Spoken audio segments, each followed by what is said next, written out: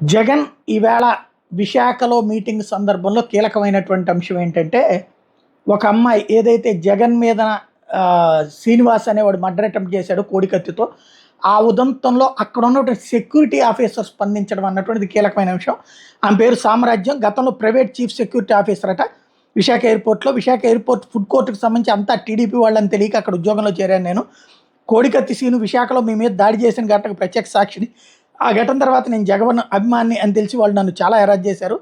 అక్కడ టీడీపీ నాయకులు లోకేష్, చంద్రబాబు, బాలకృష్ణ, సిఎస్ఓ వేణుగోపాలు, హర్షవర్ధన్ అందరూ ఒక కూటమిలా అక్కడ ఉండేవాళ్ళు. చీఫ్ సెక్యూరిటీ ఆఫీసర్గా నేను పీసీఎస్ రూల్స్ ప్రకారమే ఉండాలని ప్రయత్నించేదాన్ని. మీ అభిమాని అన్న కారణంగా నన్ను అనుమానించి నాపై దొంగ కేసులు బనాయించారు. నాకెక్కడా ఉద్యోగం రాకుండా చేశారు. నా కుటుంబాన్ని కూడా ఎంతగానో హింసించారు.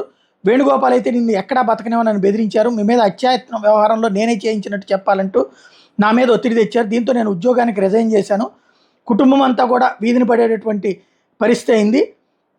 మీ మీద దీంతో కుటుంబం అంతా కూడా దూరంగా వెళ్ళిపోయాం. ఇన్నేళ్ళు నేను ఉద్యోగం కూడా లేకుండా ఉన్నాను. కానీ మన విజయవాడలో మీ మీద బోండావం చేయించిన దాడి చూశాక మౌనంగా ఉండకూడదు అనుకున్నాను. ఈ విషయాన్ని ఇప్పుడు మీ ముందే బయట పెడుతున్నాను. దొంగ కేసు పెట్టి నా కెరీర్ నాశనం చేశారు. అయినా నేను బాధపడలేదు. నా ఉద్యోగం అయితే తీయగలిగారు కానీ నా గుండెల్లోంచి జగనాన్ని తీయలేకపోయారు అంటూ ఆవిడ ఇచ్చినటువంటి స్టేట్మెంట్ ఏంటి, ఇందులో ఎంతవరకు నిజం ఉందో చూడాలి.